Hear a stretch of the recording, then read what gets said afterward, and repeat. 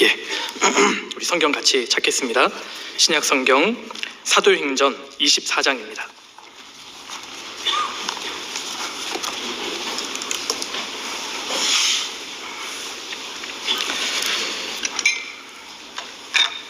사도행전 24장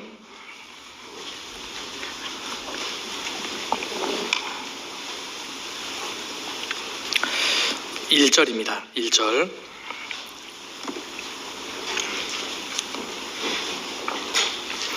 닷새 후에 대제사장 아나니아가 어떤 장로들과 한 변사 더둘로와 함께 내려와서 총독 앞에서 바울을 고소하니라. 쭉 넘어가셔서 5절입니다. 5절 같이 한번 읽겠습니다. 우리가 보니 이 사람은 연병이라 천하에 퍼진 유대인을 다 소욕해 하는 자요 나사렛 이단의 괴수라. 됐습니다. 사도행전 24장은 총독 벨릭스 앞에서 이스라엘의 대제사장과 또 이 장로들을 비롯한 고소인단이 사도 바울을 지금 고소하는 내용입니다.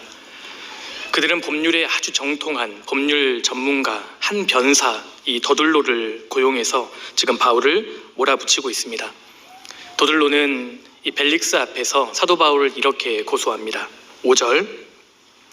우리가 보니 이 사람은 연병이라 천하에 퍼진 유대인을 다 소욕해 하는 자요 나사렛 이단의 괴수라. 그는 이 사도 바울을 보고 연병이라, 즉 이 전염병과 같은 존재라고 지금 비난하고 있습니다.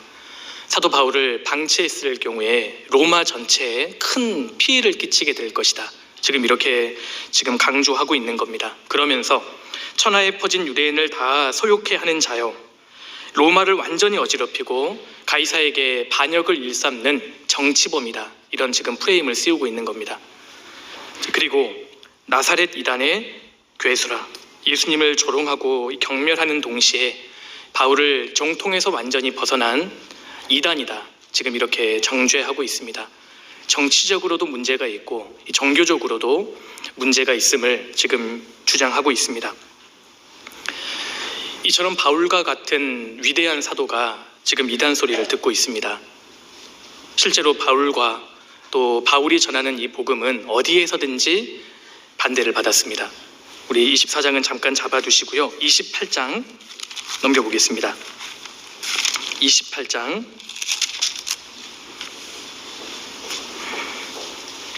22절입니다.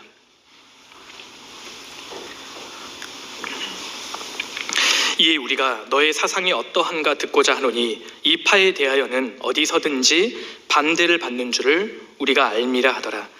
바울은 어디서든지 반대를 받았습니다. 사실상 모든 곳에서 이 반대를 받은 것입니다. 우리가 교회사를 살펴보면 이 바울뿐 아니라 사실 순수한 복음을 전했던 수많은 그리스도인들이 당시 종교적인 기득권을 가진 사람들에 의해서 미움을 받고 심지어 이단이라고 정죄되었던 그런 경우는 얼마든지 찾아볼 수 있습니다. 2000년 기독교 역사는 6천만 명 이상의 순교자를 냈는데 불행하게도 순교당한 대부분의 그리스도인들은 하나님을 믿지 않은 이교도들에 의해서 죽임을 당한 것이 아니라 나름 하나님을 잘 믿는다고 자부했던 종교인들에 의해서 순교를 당했습니다. 실제로 교회사를 우리가 공부하다 보면 다수가 아니라 당시의 주류가 아니라 핍박받는 소수의 무리 속에 있었음을 우리가 알 수 있습니다. 그래서 청교도들도 비슷한 조언을 후대에 남겼습니다. 예수 그리스도의 이름으로 핍박받는 소수의 무리를 찾으라. 그들에게 진리가 있을 것이다. 물론 이단적인 교리를 전해서 이단 소리를 듣는다면 문제가 될 겁니다. 그러나 순수한 복음을 전한다는 이유로 이단 소리를 듣는다는 것은 어찌 보면 당연한 결과입니다. 사실 그리스도인이 된다는 것은 이 세상에서 환영받는 위치가 아니기 때문에 그렇습니다. 갈라디아서 4장 29절에 육으로 난 자가 성령으로 난 자를 핍박한 것 같이 이제도 그러하도다. 지금도 마찬가지입니다. 하나님이 아벨의 제사를 연락하시니까 가인이 아벨을 죽였습니다. 하나님께서 이삭을 선택하시니까 이스마엘이 이삭을 핍박했지 않습니까? 하나님께서 야곱을 축복하시니까 형 에서가 야곱을 죽이려고 했습니다. 과거에도 그러했고 지금도 그러합니다. 세상에서 복음의 진리를 전하면 얼마든지 이단 소리를 들을 수 있음을 우리가 이 성경적으로 분명히 해야 합니다. 그런데 사도 바울을 이단이라고 정죄했던 이 사람들의 말을 보면 결정적인 실수가 있습니다. 우리 24장 다시 돌아가겠습니다. 사도행전 24장 5절입니다. 5절.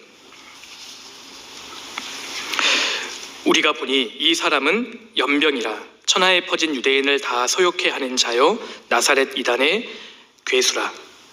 우리가 보니, 그들이 지금 범하고 있는 치명적인 실수입니다. 기준이 자기 자신인 겁니다. 자기들 보기에는 사도 바울이 이상하게 보였던 겁니다. 자신들의 관점과 기준에서 보니까 사도 바울은 이단이었던 겁니다.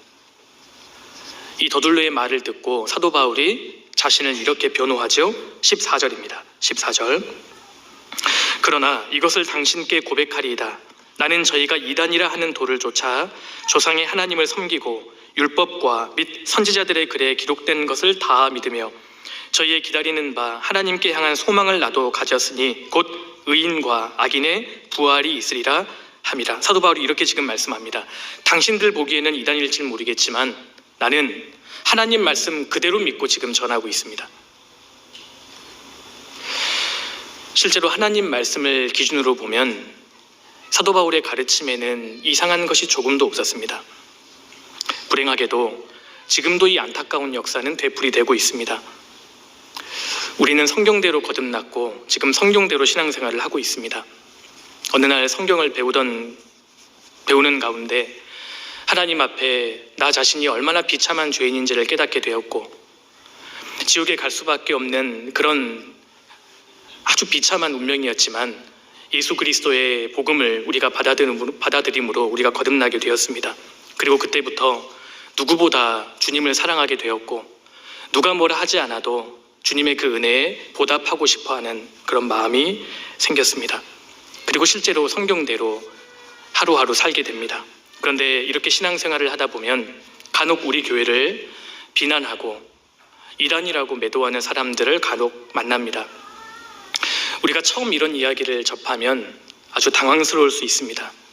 그런데 안타까운 것은 성경적인 기준으로 이단 시비가 진행되는 것이 아니라 우리가 보기에는, 우리 생각에는 과 같은 자기 관점을 기준으로 이단 시비를 벌인다는 겁니다.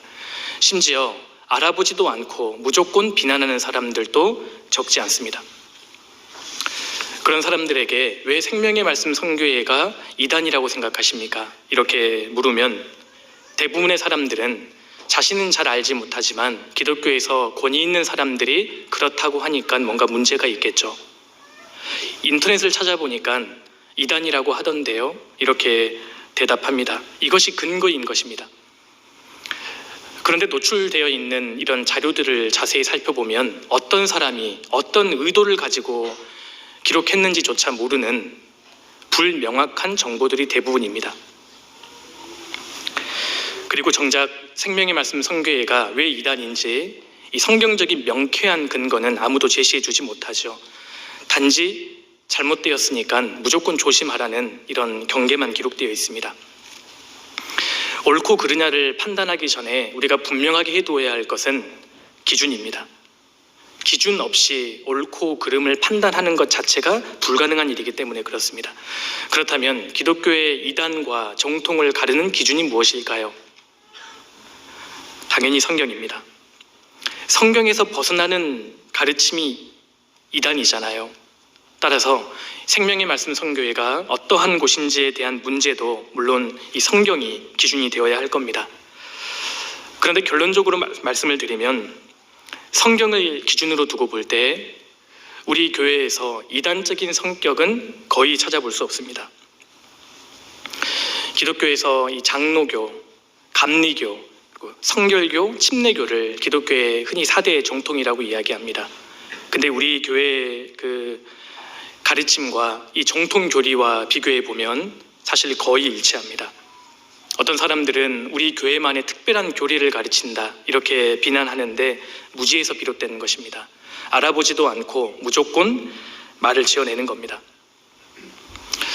저도 우리 교회를 이단이라고 오해하고 비난하는 그런 이야기를 간혹 듣고 도대체 그분들이 어떠한 근거로 어떠한 이유로 그렇게 오해하는지 나름 좀 자세하게 살펴보았습니다. 그런 사람들을 직접 만나보기도 했고 또 그분들의 주장, 인터넷이나 책자에 나와 있는 그분들의 그 근거들을 살펴보았는데 그분들이 주장하는 이 근거를 내용을 조사해 보면 크게 두 가지에 부릅니다. 첫 번째는 사실이 아닌 거짓된 정보이거나 두 번째는 성경이 아니라 자신들 생각에 자신들 관점과 다르다는 이유로 비방하거나 둘 중 하나입니다. 사실 그분들의 주장을 우리가 읽어보면 정말 우리 교회에 대해서 알아보긴 하셨을까 이런 답답함이 올라옵니다. 그런데 더 큰 문제는 일반 그 대중들에게는 이 사실 검증의 기회가 거의 주어지지 않는다는 겁니다. 일방적인 주장을 대중은 받아들이고 실제로 지난 몇십 년 동안 우리 교회에 대한 이 검증되지 않은 잘못된 정보들은 부풀려지고 또 왜곡되고 확산되었습니다. 그래서 오늘은 어떤 사람들이 우리 교회를 이단이라고 오해하면서 드는 대표적인 근거들 몇 가지를 좀 하나씩 거론하면서 성경적인 답을 좀 찾아보는 그런 시간을 갖고자 합니다. 우리가 청년으로서 이것을 또 잘 분별하고 또 숙지할 필요가 있겠다 싶습니다. 지금 다들 살아계시죠? 그죠? 살아계시는 거 맞죠? 오른손 한번 올려보시겠습니까? 살아계시네요. 첫 번째, 우리 교회를 이단이라고 오해하면서 드는 이런 주장들이 있습니다. 첫 번째 주장입니다. 자료를 잠깐 보여드릴게요. 생명의 말씀 선교회는 복음을 깨달음으로 구원을 받는다고 주장한다. 회개와 믿음은 필요 없고 성경 말씀을 순간적으로 깨닫기만 하면 구원을 받는다고 가르친다. 이런 주장을 볼 수 있습니다. 그런데 결론적으로 말씀을 드리면 사람이 복음을 듣고 깨달음으로 구원을 받는다는 주장에는 조금도 성경적으로 잘못되지 않습니다. 성경에서 깨닫는 것과 믿는다는 것은 사실 동일한 의미입니다. 다른 의미가 아니라는 겁니다. 그런데 이 회개와 믿음은 필요 없고 깨달음을 통해서 구원을 받는다고 주장한다. 이런 비난은 깨달음과 믿음을 철저히 구분하면서 마치 생명의 말씀 선교회가 보편적이고 일반적인 가르침을 전하는 것이 아니라 자신들만의 폐쇄적인 교리를 가르치는 것처럼 사람들에게 지금 인식을 심어주고 있다는 겁니다. 이러한 주장은 비난을 위해서 만들어낸 논리에 불과하고 사실 정확한 의미 전달조차 되지 않는 이상한 주장이라는 점을 먼저 좀 말씀을 드리고 싶습니다. 우리 교회는 복음을 깨닫는 것과 복음을 믿는 것 이 두 가지 표현에 대해서 차이를 두지 않습니다. 사실 믿는 것과 깨닫는 것은 동일한 의미입니다. 만약에 어떤 사람이 복음을 깨달아서는 안 되고 믿어야 한다고 주장한다면 내일 아침에 해가 동쪽에서 뜬다는 것을 깨달아서는 안 되고 믿어야 한다라는 이 우스운 주장과 무슨 차이가 있겠어요? 깨닫는다는 말은 그 이론과 그 교리가 그 사람에게 실제적인 것이 되었다는 성경적인 표현입니다. 영어로는 understand입니다. 확실히 이해하고 믿었다는 뜻입니다.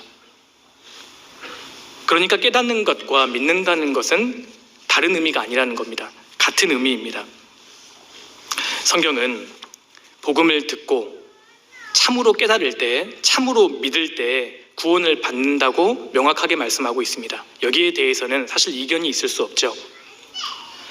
골로새서 1장 6절에 이 복음이 이미 너희에게 이르매 너희가 듣고 참으로 하나님의 은혜를 깨달은 날부터 너희 중에서와 같이 또한 온 천하에서도 열매를 맺어 자라는도다. 예수님의 죽으심과 부활하심으로 완성된 이 복음에는 하나님의 은혜가 들어 있습니다. 이 은혜를 확실히 믿는 것이 깨닫는 것이죠. 이처럼 성경은 복음 안에 들어있는 이 하나님의 은혜를 참으로 깨달을 때, 다시 말해서 참으로 믿을 때 구원을 받는다고 명확하게 설명하고 있습니다. 그러니까 깨닫는 것과 믿는다는 것은 다른 의미가 아니라는 겁니다. 같은 의미입니다. 오히려 깨닫는 것과 이 믿는 것에 대해 차이를 두는 사람이 있다면 오히려 그 사람이 신학적인 오류를 범하고 있다고 말씀드리고 싶습니다. 그리고 비난하는 이 사람들의 주장을 살펴보면 이 생명의 말씀 선교에는 회개와 믿음은 필요 없고 성경 말씀을 순간적으로 깨닫기만 하면 구원을 받는다고 가르친다. 이 주장은 사실과 다르고 거짓된 주장이라는 것을 말씀드립니다. 사실 우리 교회의 가르침을 조금이라도 접해보신 분이 있다면 이 주장이 얼마나 거짓된 주장인지를 우리가 쉽게 알 수 있을 겁니다. 왜냐하면 우리 교회는 죄와 심판 그리고 회개의 필요성에 대해서 그리고 회개하고 복음을 믿어야 한다는 것에 대해서 어느 교회보다도 강조하고 있기 때문입니다. 하나님 앞에 참으로 회개하지 않는 사람은 복음이 자기 것이 되지 않지 않습니까? 그래서 회개와 믿음을 통해서 구원은 이루어집니다. 이 말씀 보십시오. 마가복음 1장 15절에 예수님께서 이렇게 말씀하셨습니다. 가라사대 때가 찼고 하나님 나라가 가까웠으니 회개하고 복음을 믿으라 하시더라. 사도 베드로도 이렇게 말씀하셨죠. 너희가 회개하여 각각 예수 그리스도의 이름으로 세례를 받고 죄 사함을 얻으라. 그리하면 성령을 선물로 받으리니. 사도 바울도 사도행전 20장 21절에 이렇게 말씀했습니다. 유대인과 헬라인들에게 하나님께 대한 회개와 우리 주 예수 그리스도께 대한 믿음을 증거한 것이라. 이처럼 사람은 회개하고 복음을 믿음으로 구원을 받을 수 있습니다. 생명의 말씀 선교회가 회개와 믿음을 강조하지 않는다, 이 주장은 전혀 근거 없는 거짓말이라는 것을 좀 말씀을 드리고 싶습니다. 그런데 실제로 오늘날 교회를 다닌다고 하는 너무나 많은 사람들이 단순히 지적 동의를 믿음으로 착각하고 있습니다. 복음의 내용에 대해서 단순히 이 동의하는 것을, 지적으로 동의하는 것을 구원이라고 착각하는 겁니다. 우리 교회는 이런 사람들에게 그것이 잘못되었다는 것을 지적하면서 회개하고 복음을 참으로 마음에 믿을 때 구원을 받는다고 강조합니다. 이것이 어떻게 성경적으로 비난의 근거가 될 수 있는지 잘 모르겠습니다. 자, 그리고 두 번째로 또 이런 사람들의 주장이 있습니다. 두 번째로 생명의 말씀 선교회는 한 번 구원받은 사람은 영원한 속죄를 받았기 때문에 회개할 필요가 없다고 주장한다. 회개하면 구원을 받지 못한 증거라고 가르친다. 이러한 주장도 인터넷에서 적지 않게 볼 수 있습니다. 결론적으로 말씀을 드리면 이 주장 역시 거짓된 주장입니다. 생명의 말씀 선교회는 구원받은 이후에 회개할 필요가 없다고 가르친 적이 전혀 없습니다. 정말 비난을 하기 위해서는 구체적인 명확한 근거를 제시해 주어야 한다고 생각합니다. 그런데 이러한 비난이 어디에서 비롯되었을까? 이걸 우리가 생각해 보겠습니다. 우리 교회는 사람이 거듭나서 이 천국에 갈 수 있는 조건은 오직 그리스도의 보혈밖에 없음을 강조합니다. 인간의 어떠한 공로와 노력으로도 구원을 받는 것이 아니라 오직 예수님께서 십자가의 죽으심과 부활하심으로 이루신 그 복음을 믿음으로만 구원을 받을 수 있다는 점을 강조합니다. 예수님의 보혈은 우리의 모든 죄를 영원히 사하셨고 그 복음을 우리가 믿음으로 구원을 받게 되는 겁니다. 이게 성경적인 가르침이지 않습니까? 히브리서 9장 12절에 염소와 송아지의 피로 아니하고 오직 자기 피로 영원한 속죄를 이루사 단번에 성소에 들어가셨느니라. 예수님께서는 십자가에 피 흘려 죽으심으로 우리의 죄를 영원히 사하셨습니다. 그렇기 때문에 에베소서 1장 7절에 우리가 그리스도 안에서 그의 은혜의 풍성함을 따라 그의 피로 말미암아 구속 곧 죄사함을 받았으니 예수님 보혈로 말미암아 우리가 구원, 죄사함을 받는 겁니다. 2장 8절에 같이 읽겠습니다. 너희가 그 은혜를 인하여 믿음으로 말미암아 구원을 얻었나니 이것이 너희에게서 난 것이 아니요 하나님의 선물이라.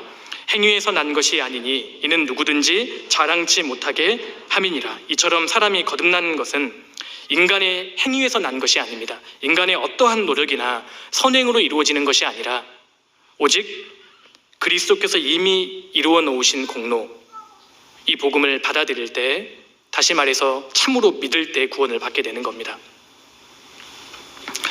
분명히 말씀드리지만 앞서 언급한 이 말씀들은 거듭남에 대한 말씀입니다. 중생, 신학적인 용어로 칭의에 대한 내용이라는 겁니다. 그런데 어떤 사람들이 우리 교회의 이 가르침을 앞뒤 문맥을 완전히 잘라버린 채 성화에 대한 비난으로 활용하고 있다는 겁니다. 정리하자면 비난의 의도를 가진 사람들이 예수 그리스도의 공로를 믿음으로만 구원받을 수 있다. 인간의 어떠한 행위와 노력으로는 절대 구원받을 수 없다. 죄를 자백한다고 죄사함 받을 수 있는 것이 아니다. 이런 칭의, 중생에 대한 우리 교회의 가르침을 그들은 구원을 받으면 회개가 필요 없다고 가르친다. 이런 식으로 이 성화에 대한 부분으로 왜곡하면서 지금 비난하고 있는 겁니다. 명백하게 거짓된 주장입니다. 그리고 더 나아가서 생명의 말씀 선교회가 어떻게 가르치고 있는지 한 번도 들어본 적이 없는 목회자들은 신학적인 용어를 추가해서 더욱 그럴싸하게 비난하죠. 그들은 칭의와 성화도 구분 못하며 성도의 반복적 회개의 필요성을 부정한다. 이런 식으로 비난해 가는 겁니다. 이와 관련해서 성경적으로 회개를 좀 정리해 보겠습니다. 그 성경에는 회개가 크게 두 가지가 나옵니다. 첫 번째는 거듭남을 위한 회개, 칭의를 위한 회개가 있고, 두 번째는 성화를 위한 회개가 있습니다. 성경에는 이 두 가지의 회개가 나오죠. 이 첫 번째 칭의를 위한 회개는 영원한 지옥 형벌을 향해 가던 죄인이 방향을 돌려서 하나님께로 향하는 것을 말합니다. 그러니까 이 첫 번째 회개는 심판자이신 하나님 앞에서 죄인으로서 하는 회개이고 법적인 용서를 구하는 회개입니다. 이 회개는 일생에 단 한 번 있습니다. 그래서 단회적인 회개입니다. 이 거듭남을 위한 회개, 칭의를 위한 회개는 지옥 형벌과 관련되어 있습니다. 이렇게 회개한 사람이 복음을 믿고 그럴 때 구원을 받게 되는 거잖아요. 마가복음 1장 15절에 회개하고 복음을 믿으라 말씀하셨고, 누가복음 24장 47절에 또 그의 이름으로 죄사함을 얻게 하는 회개가 예루살렘으로부터 시작하여 모든 족속에게 전파될 것이 기록되었으니 죄사함을 얻게 하는 회개. 사도행전 3장 19절에 너희가 회개하고 돌이켜 너희 죄 없이함을 받으라. 이 말씀에서 언급되는 회개는 모두 칭의, 죄사함, 거듭남을 위한 회개라는 겁니다. 그런데 이렇게 이미 구원을 받은 성도는 이제는 거듭남을 위한 회개는 할 필요가 없습니다. 칭의를 위한 회개는 할 필요가 없다는 겁니다. 이미 천국 시민권을 가진 그 성도가 지옥에 가지 않기 위해서 발버둥 치는 것이 말이 되겠습니까? 믿음으로 구원받은 이 성도들은 이미 모든 죄의 형벌로부터 완전히 면제되었기 때문입니다. 다시 말하지만 칭의를 위한 회개를 말하고 있는 겁니다. 자, 그런데 성경에는 두 번째로 이 거듭난 그리스도인들이 생활 속에서 하는 이 두 번째 성화를 위한 회개가 있습니다. 이 회개는 첫 번째 언급한 회개와 근본적으로 성격이 다릅니다. 이 거듭남을 위한 회개는 심판자 하나님 앞에서 죄인으로서 하는 회개였다면, 성화를 위한 회개는 아버지 하나님 앞에서 거듭난 아들로서 하는 회개입니다. 이 회개는 하나님과의 친밀한 사귐, 교제 회복을 위해 용서를 구하는 회개이고, 단회적이 아니라 주님이 재림하실 때까지 반복적으로 날마다 계속되어야 합니다. 이 거듭남을 위한 회개는 지옥 형벌과 관련된 회개지만, 성화를 위한 회개는 징계와 관련되어 있습니다. 성도가 회개하지 않는다고 해서 멸망하지는 않지만 반드시 징계가 있잖아요. 요한일서 1장 8절에 만일 우리가 죄 없다 하면 스스로 속이고 또 진리가 우리 속에 있지 아니할 것이요 만일 우리가 우리 죄를 자백하면 저는 미쁘시고 의로우사 우리 죄를 사하시며 모든 불의에서 우리를 깨끗게 하실 것이요. 요한일서는 이미 구원받은 성도에게 사도 요한이 쓴 서신서입니다. 성화를 위한 회개에 대한 말씀이라는 겁니다. 요한계시록 3장 19절에도 주님이 라오디게아 교회 성도들에게 이렇게 말씀하시는 거잖아요. 물은 내가 사랑하는 자를 책망하여 징계하노니 그러므로 내가 열심을 내라. 회개하라. 이미 거듭난 성도에게 하시는 말씀인 겁니다. 이 구절들에게 말씀하시는 회개는 거듭난 성도들이 생활 속에서 하는 성화를 위한 회개를 말합니다. 이 두 가지의 회개를 구분하지 못하면 기독교에서 말하는, 성경에서 말하는 구원에 대해서 혼란을 겪게 됩니다. 이 내용은 성경의 명확한 가르침이고 2000년 기독교 정통의 가르침이기도 하고 우리 교회도 지금 동일하게 믿고 가르치고 있습니다. 이처럼 생명의 말씀 선교회는 칭의를 위한 회개와 성화를 위한 회개를 명확하게 잘 구분해서 건전하게 가르칩니다. 오히려 이것을 오해하고 비난하시는 분들이 성경적으로, 교리적으로 이 명확한 개념을 갖고 있지 못하는 것은 아닌지 조심스럽게 묻고 싶습니다. 그리고 세 번째로 우리 교회가 받는 그 오해 중에 또 이런 오해가 있습니다. 생명의 말씀 선교회는 구원받은 날짜를 반드시 알아야 하고 구원 날짜가 없으면 구원이 아니라고 가르친다. 또 이런 주장이 있습니다. 결론적으로 말씀드리면 우리 교회는 이렇게 가르치지 않습니다. 물론 구원받은 날짜를 아는 것이 성경적으로는 전혀 이상한 것이 아닙니다. 그렇다고 해서 구원받은 날짜를 반드시 알아야 하고 구원받은 날짜를 모르면 심지어 구원이 아니다, 이렇게 주장한다면 이것은 결코 성경적이지 않습니다. 우리는 그렇게 가르친 적이 없습니다. 그런데 여기에서 우리가 좀 생각해 볼 구석이 또 하나 있습니다. 우리 교회를 이렇게 비난하시는 분들의 이 주장 속에는 크게 한 가지의 사실이 전제되어 있는데, 그것은 구원은 단번에 이례적으로 이루어질 수 없다는 겁니다. 즉 사람의 영혼 구원은 열심히 신앙생활을 하다 보면 점진적으로 자기도 모르는 사이에 받는 것이지 이례적으로 받을 수 없다. 지금 그런 그 생각이 내포되어 있는 것 아니겠습니까? 그런데 만약에 신앙생활을 하다 보면, 교회를 다니다 보면 점진적으로 구원받는다, 자기도 모르게 구원을 받는다, 이렇게 주장하는 사람들이 있다면 명백한 이단입니다. 왜냐하면 성경은 영혼 구원, 그러니까 거듭나는 것, 중생, 칭의는 하나님의 복음을 믿을 때 단번에 이루어지는 변화라고 명확하게 말씀하고 있기 때문입니다. 영혼 구원은 단번에 이루어집니다.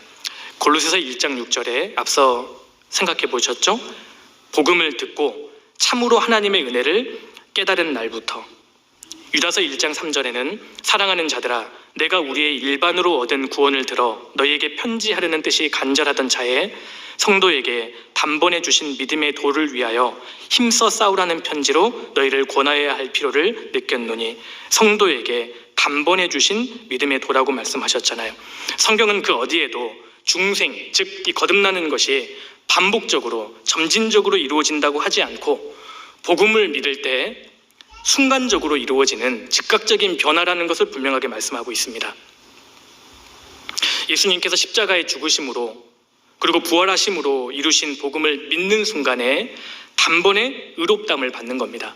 즉 죄인이 하나님 앞에서 의롭다함을 받는 데에는 오랜 시간이 걸리지 않습니다. 순간적으로 단번에 이루어지는 변화라는 겁니다. 이것은 우리 교회만의 독자적인 교리가 아닙니다.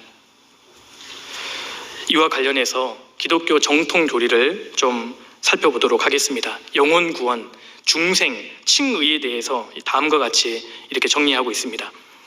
자, 기독교 정통 교리 일부를 그대로 인용한 것입니다. 중생은 거듭나는 겁니다. 병든 자가 회복하는 것과 같이 점진적인 것이 아니라 죽은 자가 살아나는 것과 같은 즉각적인 변화이다. 중생은 순간적으로 완성되어지는 것이다. 성화와 같이 점진적인 과정이 아니다. 구원론의 중생편에 이렇게 명확하게 정의가 되어 있습니다. 칭의는 단번에 영혼이 완성되는 행위인데 반하여 성화는 계속적으로 일생을 걸쳐 행해지는 과정이다. 영혼 구원, 사람이 의롭다함을 받는 칭의는 단번에 영혼이 완성되는 행위이다. 자, 영혼 구원은 순간적으로 단회적으로 완성된다. 중생은 거듭나는 것은 즉각적이며 일회적이다. 그러나 성화는 반복적이고 점진적이다. 기독교 교리에도 명확하게 나옵니다. 자, 장로의 신앙 고백서 6장 구원편에 이렇게 정의되어 있습니다. 칭의의 은총은 일회적이나 성화의 생활은 일생을 통하여 계속된다. 마틴 로이드 존스 목사님의 이 교리 강좌에는 이렇게 또 정의되어 있습니다. 칭의는 영 단번에 이루어지는 행동이다. 칭의는 결코 반복되어서는 안 된다. 반복될 수도 없고 반복될 필요도 없기 때문이다. 기독교 교리에도 이렇게, 생명의 말씀 선교에는 영혼 구원, 그러니까 중생, 칭의는 믿음으로 단번에 받는 것이고, 그래서 이 세상에 존재하는 모든 사람이라면 일생에 단 한 번 경험해야 하는 사실임을 강조하고 있습니다. 이 가르침도, 이 구원관도 성경적이고 정통 교리와 일치한다고 할 수 있습니다. 오히려 이러한 가르침을 비난하는 사람들이 칭의와 성화를 구분하지 못한 채, 올바로 이해하지 못한 채 비난하고 있는 것은 아닌지 좀 여쭙고 싶습니다. 또 이것을 한번 생각해 보겠습니다. 우리가 앞서 살펴본 대로 중생이 점진적이지 않고 단회적인 경험이라는 데 이견이 없다면 거듭난 사람에게는 당연히 거듭난 순간이 있을 수밖에 없습니다. 그렇지 않겠습니까? 영혼 구원이 즉각적이고 위례적이고 단번에 이루어지는 변화라면 참으로 구원받은 사람에게는 구원받은 순간이 있을 수밖에 없습니다. 그렇기 때문에 거듭난 그리스도인은 자신이 어떻게 구원을 받았는지, 언제 받았는지 이렇게 명확하게 간증할 수 있는 겁니다. 구원받은 날짜를 거론하는 것이 이상한 일이 아니라는 겁니다. 실제로 2000년 이 기독교 역사 속에서 앞서갔던 많은 이 그리스도인들이 이 자신의 구원받은 경험을 간증합니다. 제가 몇 가지 사례만 좀 소개해 드릴까 합니다. 앞서갔던 믿음의 사람들의 이 거듭난 고백입니다. 감리교를 창시했던 영국의 요한 웨슬리, 이분도 확실히 거듭난 그리스도인이었습니다. 이분이 자신이 거듭난 경험을 이렇게 일기로 남겼습니다. 저녁이 되어 마음이 내키지는 않았지만 올더 스케이트가의 모임에 갔다. 그 집회는 페인트 공인 홀런드 씨가 인도하고 있었다. 그는 루터의 로마서 강해의 서문을 읽고 있었다. 1738년 5월 24일 저녁 8시 45분쯤 그리스도를 믿는 믿음으로 말미암아 하나님이 우리 마음에 일으키시는 변화에 대하여 그 사람이 말할 때 이상하게 내 마음에 감동이 왔다. 나는 나의 구원을 위하여 오직 그리스도만을 신뢰하고 있음을 느꼈다. 그리고 그분이 바로 나의 죄를 사하셨고 죄와 사망의 법에서 나를 구원하셨다는 확신이 생겼다. 요한 웨슬리는 정확하게 이 시분까지 자기 거듭난 이 경험을 간증하고 있습니다. 영국의 청교도 그리고 설교의 황제라고 불리는 찰스 스펄전, 그도 자기가 거듭난 경험을 이렇게 회고합니다. 1850년 1월 6일 스펄전은 우연히 들른 교회에서 어느 평신도의 설교를 듣고 구원을 받았다. 설교자는 그리스도의 십자가에 대해 증거했고 스펄전은 당시를 이렇게 회고했다. 그 순간 나의 가슴에 꽉 차 있던 구름은 걷히고 내 영혼에 구원의 빛이 비추었다. 아, 나는 진실로 그리스도를 바라보았던 것이다. 나는 그 자리에서 벌떡 일어나 감격에 넘쳐 구주의 귀하신 보혈과 단순하고도 명확한 그리스도의 복음을 찬송하고 싶었다. 그토록 오랫동안 지고 왔던 죄의 무거운 짐이 바로 나의 어깨 위에서 영원히 굴러 떨어져 버렸을 때 나는 존 버년의 철로역정에서 나오는 순례자와 같은 환희에 도취되었다. 버년이 자신의 거듭남에 대하여 넓은 대지 위에서 어린아이처럼 마음껏 환호성을 지르고 싶다고 외쳤던 말을 그제야 이해할 수 있었다. 스펄전도 자신이 구원받은 경험을 이렇게 회고합니다. 미국의 유명한 그 신학자이자 목사 찰스 피니도 이렇게 이야기합니다. 믿음으로 의롭다 하심을 얻었다는 말씀을 믿었을 때 나는 나의 죄로 인한 심판으로부터 완전히 벗어났다는 것을 알 수 있었다. 그 순간부터 죄와 심판의 두려움이 모두 사라졌다. 이것들은 내가 어떤 노력을 해서가 아니었다. 이미 주님은 모든 것을 이루어 놓으시고 나를 기다리고 계셨다. 나는 믿음으로 하나님 앞에서 의롭게 되었다는 사실을 깨달았으므로 전혀 죄가 없는 상태가 되어버렸던 것이다. 나는 그것이 하나님의 진리의 말씀임을 확신했다. 나의 가슴은 주님의 사랑으로 넘쳐 흘렀다. 1821년 10월 10일 수요일, 그가 29살 때의 일이었다. 이처럼 거듭난 믿음의 선배들은 자신들의 거듭난 경험을 이렇게 간증합니다. 그러므로 구원받은 날짜 자체를 말하는 것은 전혀 성경적으로 이상한 것이 아니라는 것을 좀 말씀을 드립니다. 그런데 구원받은 날짜는 기억하지 못할 수 있습니다. 날짜 자체는 중요한 것이 아니지 않습니까? 우리가 생일을 기억하고 기념하는 것은 생일 자체가 중요한 것이 아니라 나라는 사람이 이 세상에 한번 태어난 사실이 중요하기 때문에 기억하고 기념하는 거잖아요. 결혼기념일 자체는 중요하지 않습니다. 다만 그날을 우리가 기념하는 것은 내가 한 사람의 배우자가 되었다는 그 사실이 중요한 것 아니겠습니까? 결과적으로 거듭난 날짜를 말하는 것은 그 날짜 자체가 중요한 것이 아니라 그리스도의 복음을 내가 확실히 믿고 그날부터 그리스도인으로서의 삶이 시작되었다는 그 사실이 중요하다고 강조하는 겁니다. 그래서 오해가 없으셨으면 좋겠습니다. 그리고 네 번째로 또 우리 교회를 이렇게 오해하고 비난하는 사람들이 있습니다. 생명의 말씀 선교회는 기성교회를 전면 부정한다. 다른 교회에는 구원이 없으며 자신들에게만 구원이 있다고 가르친다. 이렇게 오해하는 분들도 간혹 있습니다. 우리만 구원받았다. 우리 교회에만 구원이 있다. 이렇게 가르치는 모임이 있다면 그 모임은 정말 이단일 겁니다. 하나님은 제한되게 역사하시지 않기 때문입니다. 실제로 우리 교단이 아니고 복음을 전하는 그러한 교회들이 세계적으로 실제로 있습니다. 그런데 우리가 기억해야 할 것은 교회라고 해서 모든 모임이 순수한 복음을 전하는 것은 아니라는 점입니다. 이것도 분명한 사실입니다. 정통 교단에 속해 있는 교회라 할지라도 복음을 전하는 교회도 있지만 수십 년 동안 다녀도 제대로 된 복음을 들어보기 어려운 곳도 분명히 있습니다. 안타깝게도 오늘날 기독교 내에서 많은 교회에서 영혼 구원에 대한 설교의 비중이 너무 적습니다. 그런데 우리 교회는 이 영혼 구원, 이 복음을 늘 강조하고 정통적인 교회와 이 교리적으로 차이가 있는 것이 아니라 강조점이 다른 것입니다. 우리 교회는 영혼 구원과 이 복음을 항상 강조하고 또 복음을 위해서 모든 것을 희생할 각오가 되어 있기 때문에 성도들의 삶이 변화가 되고 그리고 우리 모임을 통해서 날마다 구원받는 사람들이 점점 늘어나는 겁니다. 성경대로 복음을 전하는 교회는 이처럼 성령이 반드시 역사해 주십니다. 생명의 말씀 선교회는 우리에게만 구원이 있다고 가르친 적이 절대 없습니다. 그런데 반드시 구원을 받아야 한다고 강조하는 것과 우리에게만 구원이 있다고 주장하는 것은 전혀 다른 문제입니다. 그래서 우리 교회의 이 설교의 내용들, 가르침의 내용들이 이미 책자라든지 인터넷을 통해서 감추지 않고 사실 다 공개되어 있습니다. 그리고 우리 교회에서 출간된 책자가 아니더라도 정말 복음적인 건전한 책자라면 성도들에게 적극적으로 권장해서 지금 읽고 있습니다. 한번 확인해 보시면 좋겠습니다. 그리고 마지막으로 또 이렇게 주장하는 사람들도 있죠. 다섯 번째로 생명의 말씀 선교회는 세대주의 종말론을 가르친다. 전 천년설과 환란전 유거는 극단적 세대주의자들의 공통적인 견해이다. 또 이렇게 주장하는 분들이 간혹 있습니다.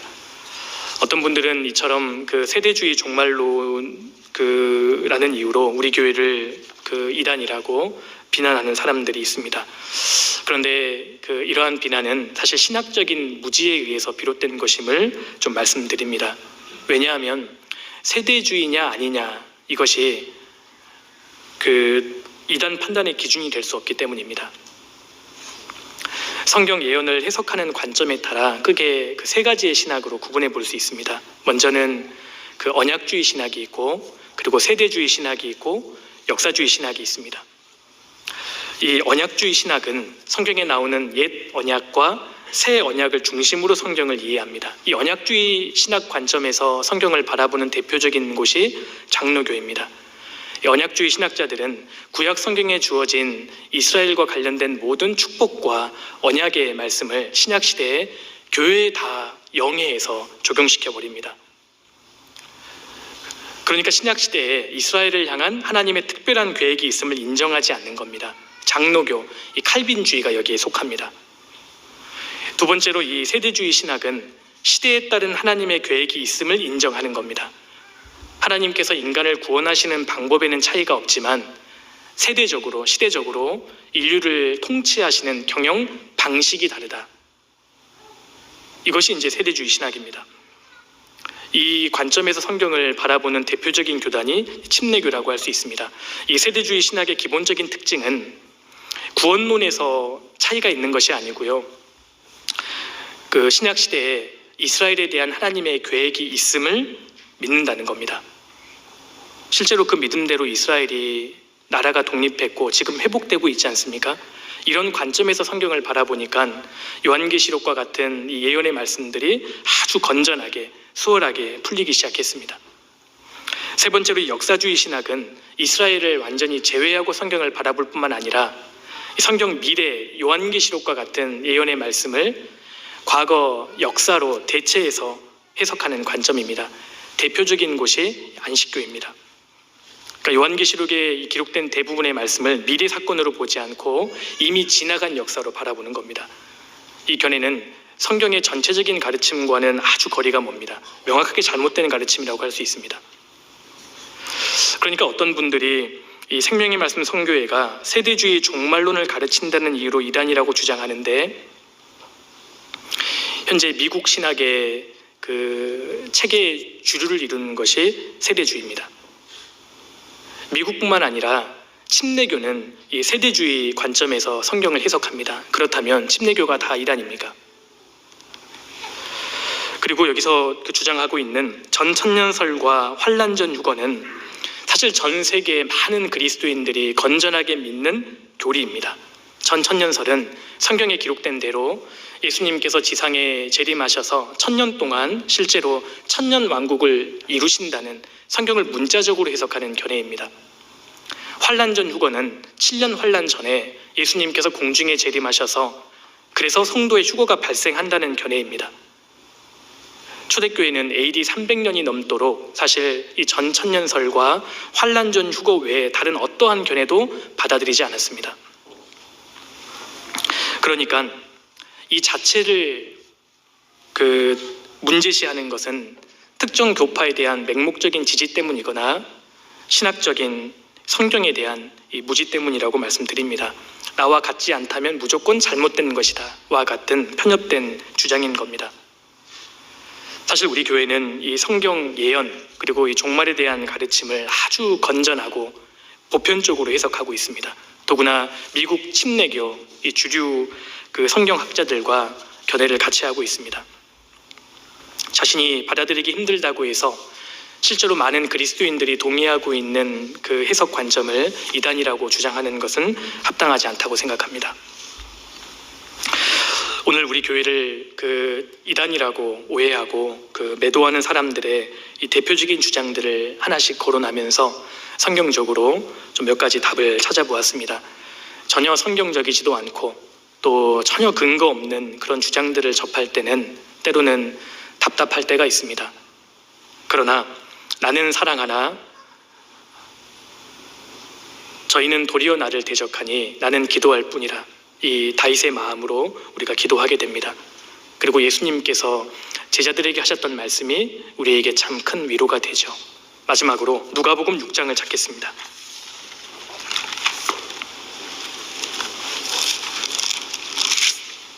누가복음 6장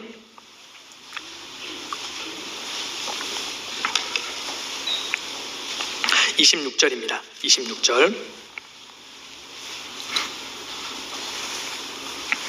같이 읽어보실까요? 모든 사람이 너희를 칭찬하면 화가 있도다. 저희 조상들이 거짓 선지자들에게 이와 같이 하였느니라. 모든 사람이 너희를 칭찬하면 복이 있도다. 이렇게 말씀하신 게 아니지 않습니까? 화가 있다고 말씀하셨습니다. 왜냐하면 우리가 지금 살고 있는 이 세상은 예수님을 죽인 세상입니다. 사도들을 하나같이 다 죽인 세상입니다. 예수님께서 배척받은 이 세상을 살면서 우리가 모든 사람에게 칭찬을 받는다면 화가 있을 것이라고 말씀하셨습니다. 왜냐하면 그것이 거짓에 속했다는 증거가 되기 때문입니다. 그러면서 이렇게 말씀하셨죠. 22절입니다.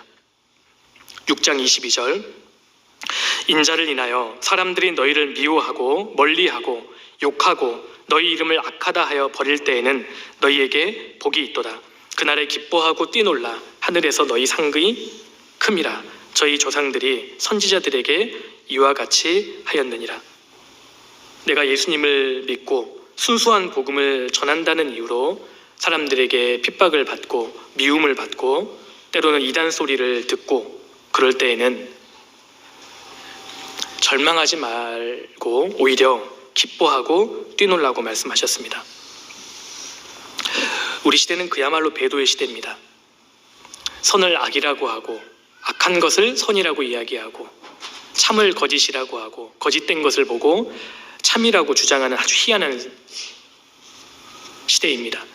이 혼란한 시대에 이럴 때일수록 우리는 하나님 말씀을 붙잡고 하나님께 부르짖는 가운데 주님의 인도하심을 받아야 한다고 생각합니다. 아무리 성경을 봐도 복음을 참으로 믿고 거듭나서 주님이 주신 사랑으로 형제 자매님들을 사랑하고 아직 구원받지 못한 사람들을 불쌍히 여기고 그들을 주님 품으로 인도하기 위해서 어찌됐든 노력하고 또 바르게 세우기 위해서 노력하는 것, 이것을 강조하는 것, 아무리 봐도 이것이 정통 아니겠습니까? 성경을 공부하면 공부할수록 이러한 모임 가운데 있게 해주신 주님께 더욱 감사가 됩니다. 때로 지금은 우리가 오해를 받고 미움도 받지만 머지않아 우리 주님께서 재림하실 겁니다. 그날 우리의 모든 오해를 다 벗게 해주시고 우리가 정말 하나님 편에 있던 사람이었다는 것을 만천하에 하나님께서 밝혀주실 겁니다. 지금은 우리가 더욱 주님께 영광을 돌리기 위해서 합심하고 복음을 전해야 할 때라고 생각합니다.